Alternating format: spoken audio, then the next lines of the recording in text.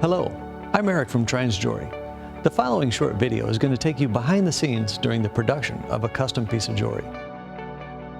From the design phase to the final polish, Trines Jewelry is committed to providing the finest quality, one-of-a-kind creations for our customers. Let's get started. Every custom piece starts with the design. We may sketch out a drawing by hand or get right to work rendering your piece with CAD software. This stage of the process is a time to visualize various design elements, metal types, or even try out different colors or shapes of gemstones. We might go through several different versions before deciding on the final design. This piece is a 14-karat white gold pendant featuring a 1-carat center diamond surrounded by 33 smaller diamonds totaling half a carat and set in a dramatically curved and twisting shape. The experienced designers at Trines Jewelry will work one-on-one with you to discover the piece you're wishing to create. Whatever your design, we take pride in using the highest standards when selecting the gemstones and materials that will be used in its creation.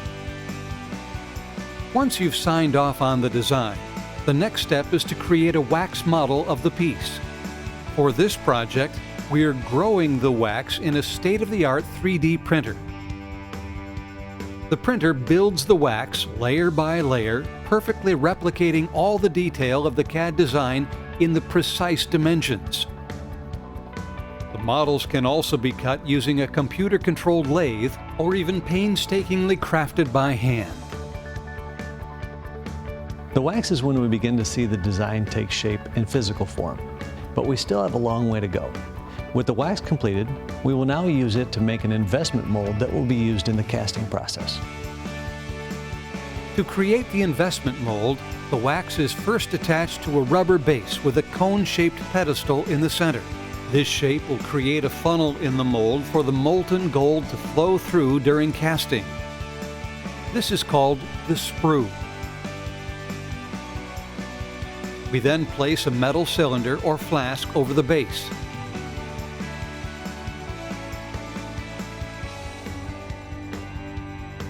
Investment compound must be carefully mixed with the correct amount of water before it can be poured into the flask.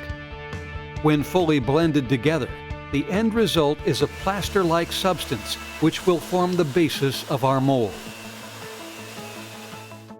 A vacuum machine is used to remove all the air from the investment.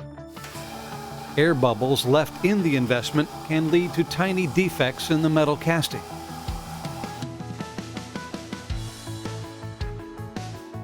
After the investment is poured into the flask, we put it into the vacuum machine yet again.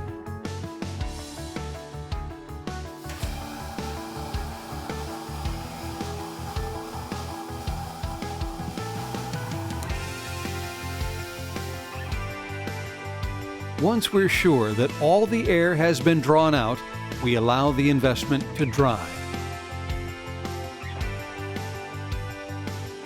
When this is done, the flask is left overnight in a furnace or kiln. The furnace will reach temperatures hot enough to completely melt out the wax. The cavity that remains is an exact negative impression of our piece. The process of creating the investment mold and casting is a lot like baking a cake. All of the ingredients, temperatures, and timings must be correct, or the entire process, all the way back to the creation of the wax, must be restarted from scratch. Great care must be taken during every step.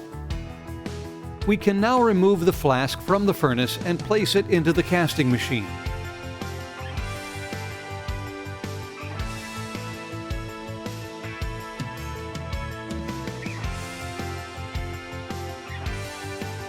The gold used in jewelry making is typically a mixture of pure gold and other alloys. The mix is carefully weighed and placed in a ceramic crucible. We add borax to the mix to remove any impurities. A torch is used to melt the gold.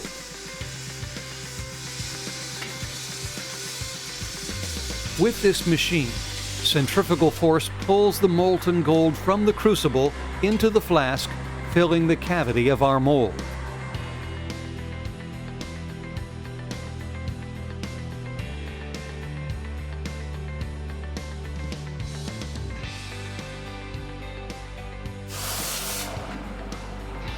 After the gold has cooled, we can remove the rough casting of our piece from the investment.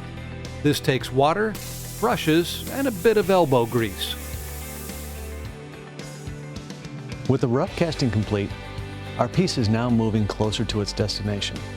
Now it's off to the jeweler's bench and the polishing wheel to complete the project. At the jeweler's bench, we remove the sprue and clean up the rough casting. Using small polish wheels, we even out the metal surface and remove any scratches or imperfections. A variety of burrs and other small tools are used to carefully set our gemstones. A steady hand and a confident state of mind are equally important tools of the bench jeweler.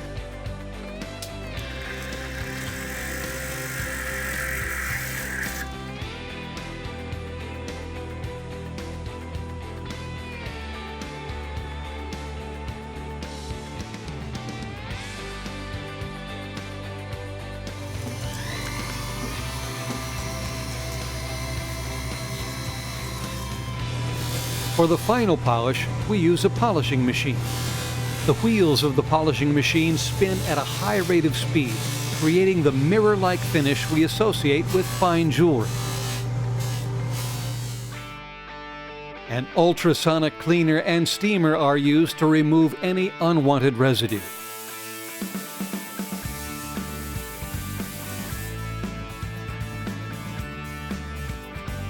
Since our piece is white gold, as a final step, we will plate the surface with rhodium, a white alloy. This will give a bright white finish to the metal that matches the brilliance of the diamonds.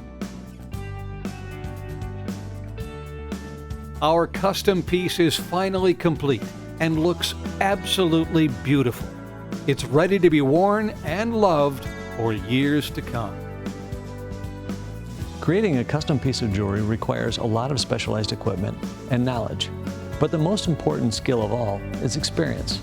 At Trines Jewelry, we've been handcrafting custom jewelry from scratch for over 50 years. We hope you enjoyed this brief look at one of the most rewarding and inspiring parts of the work we do. We invite you to come in and discuss how we can design and create your very own unique masterpiece.